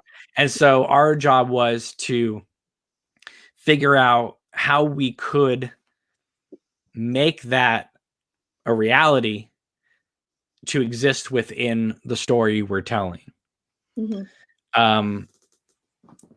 Twin Peaks is something where you can use logic and illogic in equal measures a lot of times. But you approaching the character of Annie, there would be times where you would ask me, say, why would she do this? Why is she saying this? What? And then I'd have to say, okay, well, this is what I was thinking. This is where I was going with this. And sometimes we would go, that's it. Or other times we'd be like, we would talk around it. Mm-hmm. And finally get to a conclusion where, oh yeah, that completely makes sense why she would say or do this. Yeah. So you didn't just half-ass this role, when you took everything on from a production standpoint, but then when you were the role, you weren't like, okay, let me just jump in and let me say my lines as Annie. Okay, we're good. Okay, let's go. No, it's so much more than that. we spent just as much time with you in the role, than as well as behind the scenes. Of course. I keep saying last question, but people have seen this in trailers and things like that. So I have to just ask you, what's it like to sit still in a hospital bed and not move? It's more intense than you would think, to not move your face. What was it? And so it was definitely a practice in staying calm, but also like telling all of your muscles not to move at certain points, and that's more difficult than you'd think. And, you're staring at the same spot for like 30 minutes, and everything, like all the lights start to change around because you're staring at one spot that, your eyes start messing with you. It's Right. And and my directions to you were things like, don't blink. And one time I think I said, don't breathe. A couple times. Yeah. Yeah. And I would get a lot of flack for that. But when you see the trailer, when you see the images and stuff, I understand why. I definitely understand why you said that, but it was definitely like I didn't mean don't breathe. I mean just don't, like that. So I didn't mean like just stop living now. Mm-hmm. Let's see.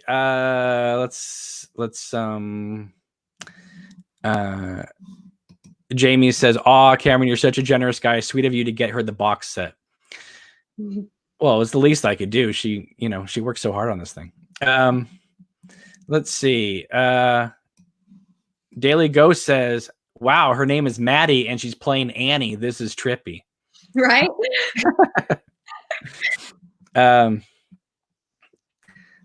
All right. Nikki says, "Did you do the backwards speech in the lodge?" I don't want to give too much away about the scene. Cameron, I'll let you take this one. A lot of, if we were going to do any of that, a lot of that was going to be done with the sound work when we were editing. We had enough stuff going on that to have the actors start talking backwards. But luckily for us, there's not a lot of dialogue in the scene. We did take a cue from David Lynch in that aspect of limited dialogue in the Black Lodge. Let's see. Carl says, like Cameron usually says, each installation of Twin Peaks is its own unique thing, no exception to Queen of Hearts. Look, I'm going to say this. As a fan, you guys can watch it, decide for yourselves whether you want to think of this as part of your story of Twin Peaks or not. For me, this is absolutely part of my story of Twin Peaks. Why? Because it came from me. You guys, that's up to you. If you want to, we had always talked about, look, we're not telling people this is canon because we can't. It's a fan film. However, if people want to accept it as canon, it will fit. It will absolutely fit. Yes. Adamo says, "I've watched the trailer a few times. Madison, you've done a great job thus far. You're just like a pro. Cheers to both of you and looking forward to the final product." So me too. I'm looking forward to. I remember one of our conversations in the car was just like, we're all ready for this to be kind of done. All ready for it to be here, and one complete thing. But not so much. I mean, I think yes, it is exhausting. Yes, it is tiring working on this. We've had a couple months off though, so that's been that allows us to get our energy back. So hopefully things will work out where we can get a lot of more stuff shot. However, it wasn't about like, oh, we're tired of making this. I mean, yes, we were tired in general, but it wasn't that. It was, Maddie kept saying to me, I can't wait for it to just be done so we can talk to everybody about this, because holding this all inside is too much. Yeah, it was frustrating, as more looking forward to the reactions to it, looking forward to telling people about it, looking forward to getting it out there and resurging that, Twin Peaks, fandom as well. Getting my friends into it and into the show, just really excited for all of that. Chris says, Madison, it's great to see you. And then, hi, Cam. Hello. Daluda says, Cameron, what made you want to make a movie about Annie? What draws you to the character? I've gone into that in the past. Basically, it's a character I've always liked, but it was and again, I've always enjoyed that aspect in that character and the Wyndham Earl and Caroline aspect. But it wasn't until I saw Fire Walk With Me when it came out in the theater, and Annie shows up in Laura's bed and gives her that message about write it in your diary. That I was thinking to myself, how did that happen? You know, why her? Out of all the characters in Twin Peaks, David Lynch chose her to be in Laura's bed.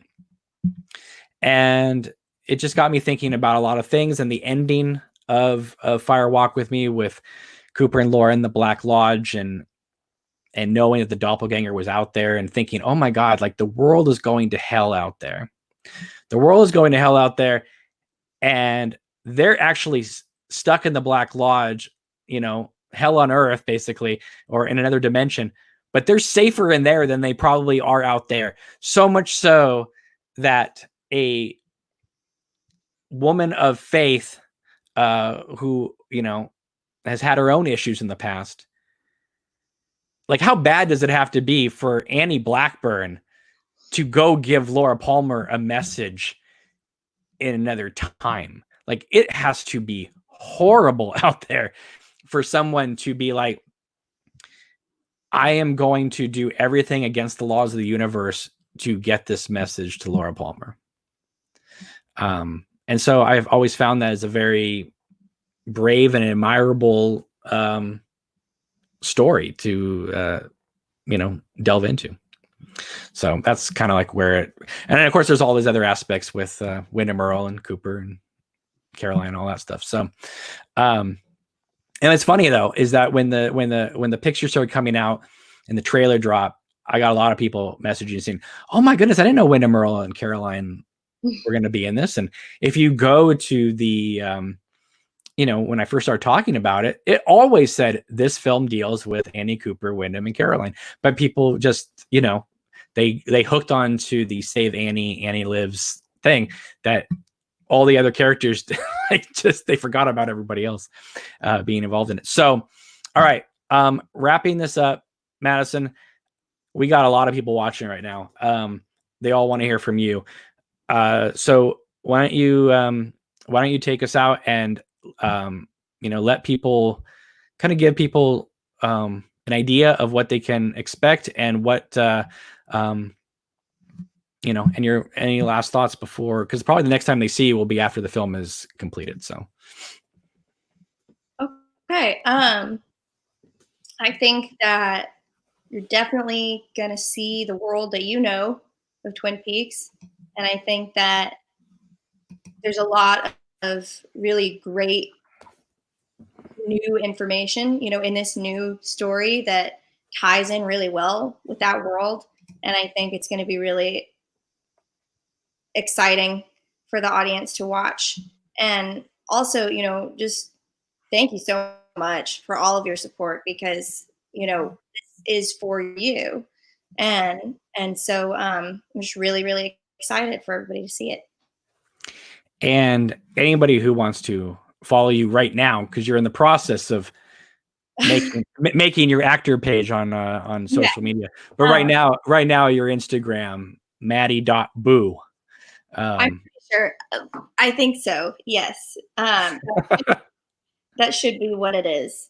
Because regardless of whatever happens with Queen of Hearts, and I think there'll be great things to happen with it, but regardless of what happens, you are definitely going to be someone to watch, because not only do you have this role on your resume now, the lead in a film, but you now have so much producer experience, production experience, hair, makeup, costuming, locations.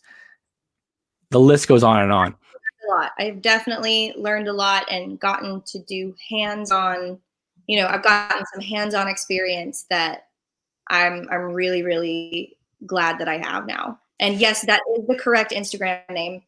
I had to check. Okay. Now, because I asked you, I said, would you ever want to produce again? And you said, I don't know. This was a little much. But I'm a very right-brained person, and so to switch and really put the left side of my brain to use was a challenge. But I'm really glad that I did it because I've learned a lot. But yeah.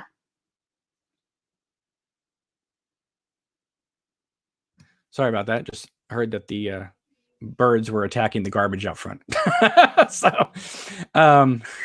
So random. We got a couple more comments here. Chris is here, says, thank you for the super chat. Chris says, best wishes to you, Madison, and the cast and crew. And Wilton says, thanks to Madison for her contribution. Thank you to me for the initiative of bringing the actors here. Yeah, so this was not planned. This was kind of a spontaneous thing. I was like, hey, you know what? Let's just do this. This could be a lot of fun. Because we had talked about doing this kind of thing.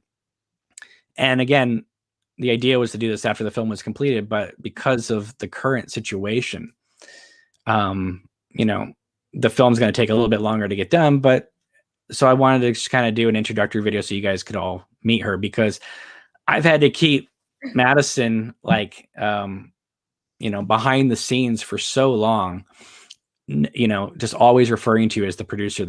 I mean, I didn't want to be like that. I wanted to be able to shout your name, from the rooftops, like, this is the person that really helped this film all come together.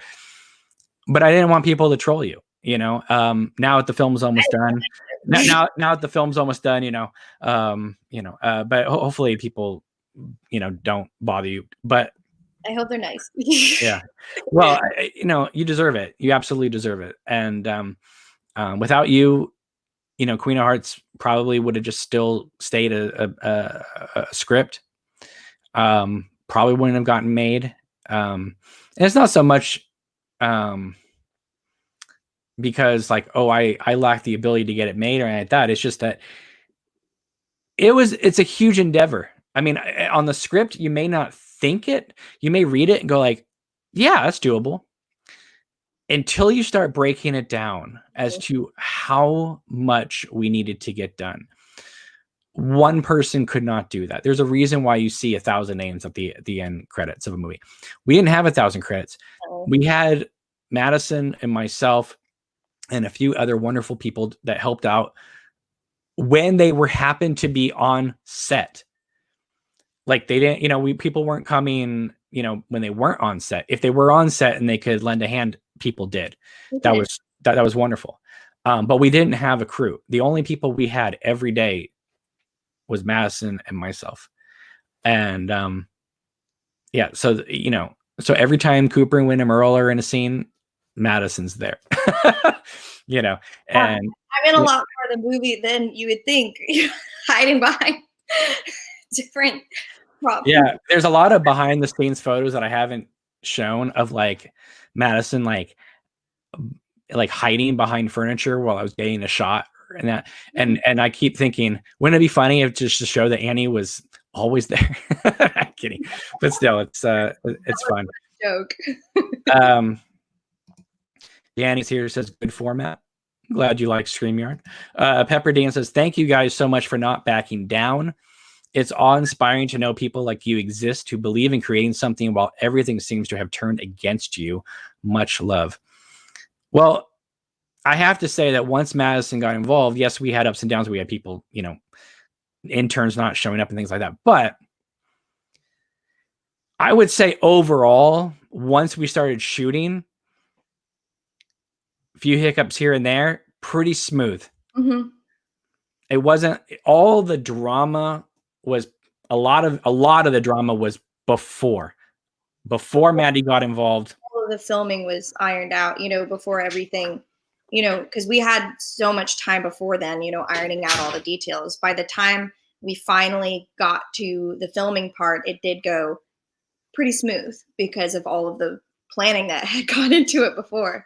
Yeah, and luckily, we didn't have to always break down everything. I mean, like hospital rooms and stuff like that. Yes, we did. But for instance, Wyndham and Caroline's house, mm-hmm. They were so kind that they allowed us to leave a lot of our stuff there. So we could, come back and have things more set up and then just change things around for different scenes. But I mean, think about that. The idea that I think I had it before I met you, but still the fact that somebody allowed us to shoot in their house, the Wyndham and Caroline and Cooper scenes at Wyndham and Caroline's house. That's not just some, you guys can come in for an hour or so and shoot some stuff. We were there days. Yeah. Long hours. Trying to let us do that. And they were so sweet, and they would leave. Generous. And they would leave. They would go like, we're going to go to the movies. We're going to go, out to eat dinner. And they would text us from outside going, let us know when it's okay for us to come in. We don't want to disturb your shooting. We can't thank them enough. They were just wonderful. Yeah. I mean, we had houses, we had hospitals, we had, I mean, again, this isn't taking any away from the film because you've seen it in the trailer. We talked about the Black Lodge. We also did Glastonbury Grove. Do you know how hard it is, everybody, to move 12 trees? and we, first of all, I just want to say we had to do it twice. We did. So we went to one park because I had gone there before, and I was like, this is exactly where we need to shoot Glastonbury Grove. So we went there. We shot a bunch of other stuff in and around that area during the day, because obviously if you're going to travel places, you want to group a bunch of scenes together. We got a bunch of stuff done, but then we had to build Glastonbury Grove. We built it all. The actors were there. They were getting their costumes, and you got the trees looking perfectly. Everything was ready to go. And then the park rangers showed up. Mm-hmm. Yeah. And they were like, what's going on here? Now, keep in mind, we had already been there about 10 hours and nobody had bugged us. Because I mean, we weren't disturbing anything. No. But the Rangers had gotten word that there was some filming happening, and they showed up. We were planning to be there for maybe an hour longer. We just had to get some final shots around the Glastonbury Grove area, and they came in and effectively, I said, look, we only have an hour. Just let us go. Area. Huh? Well, they said you need to leave, and you need to leave now, and we're going to wait and watch and make sure that you're leaving. But then they left. So theoretically we could have gotten it, but we were like trying to be nice. So we respectful, Yeah, respectful. So we got everything built up, and then we had to take it all down. And they're like, what are we going to do? It's not many places we can just erect 12 trees and shoot these scenes and stuff like that. Luckily, this amazing church about an hour south of us was like, we have lots of property. You want to come shoot that here? It ended up being perfect. Huh? It ended up being perfect for the scene too. Yeah, it ended up being probably better. Mm-hmm. Probably. I would like to think so. But I mean, it ended up being a good location. But then we had to drive these trees an hour south. First of all, we had to go an hour north for that first park. Then we had to go an hour the other direction. And we got everything set up. And it still took us a long time to get it because, there were a lot of physical aspects that made it very difficult. Mm-hmm. And, and so you were helping with all the production stuff. Then you acted in the scene. And then, it was, and then we had to, pack everything up and drive away and put everything, throw all our trash away in the trash can. We left it spotless. I mean, crews, regular movies, film sets, they have trucks, they, all that stuff. They have lots of helpers. Again, we had a couple people on set that were acting, helping us with the trees and all that stuff. But I can't believe we pulled off everything we've already have. I know. it's unreal. And again, I'm not saying that to toot our own horn. I look back and I go, I can't believe we pulled that off. Like there would be so many times we would be driving back and we got it. We got it. We can't believe we got it, but we got it. Guys were like, what are we going to do? What are we going to do? And we always got it. And that was really nice. It is. That's why I have hope for these last days that we'll, no matter what, we'll get it somehow. But because we're not quitters. We will finish this film. But in what way, I don't know yet. We'll have to see. It all depends on what's going on in the world and in our area and stuff like that. But I just want to say before we wrap this up, I am so proud to have met you, to have known you, to have worked with you. And I know I'm not trying to make you bashful, but I just want to say that you are the driving force for every moment when I was like, is this even going to work? You were always like, it's going to work. We're going to make it good. We're going to make it great. And so without you, the film wouldn't even have gotten nearly as completed as it already has. And I just want every single one of you out there watching and watch on future broadcasts. This is the girl. So I just want to say real quick, honestly, I mean, yes, thank you for saying all that, but to me, it's an honor to be able to see this through and help it come to life, because that's really the end goal. I agree. And Wilton, thank you so much for the super sticker. Let's see. Adamo trying to get personal here says, does the Annie story involve lore characters such as the Log Lady, Briggs, One-Armed Man, Dancing Dwarf? One of those characters is in the trailer. The others are not.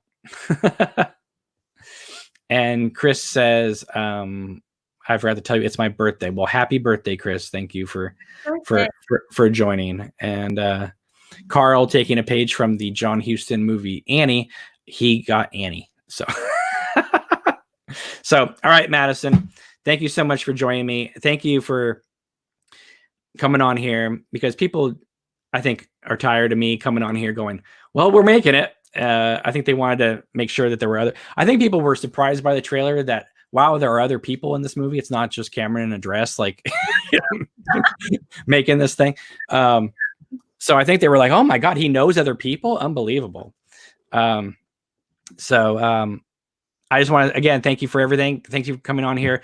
And I do look forward to having more in-depth conversations about this film and other stuff once people get a chance to read the script and see the film. And because I will be dropping the script at some point after we figure out how we're going to finish the film.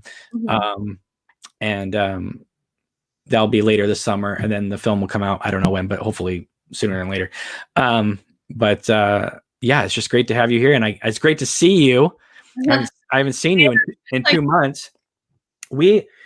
Just to give you guys a quick idea, we shot to the very last moment of the governor's orders to go inside. The governor's orders was at midnight. I think we wrapped our pickup shots for that day at like 10:30 at night. And then that was it. And then we're like, okay, let's just see what happens. And here we go. It's been 2 months and nothing's happened. But we're figuring it out. We're figuring it out. I mean, and that's one of the reasons why I dropped the trailer too.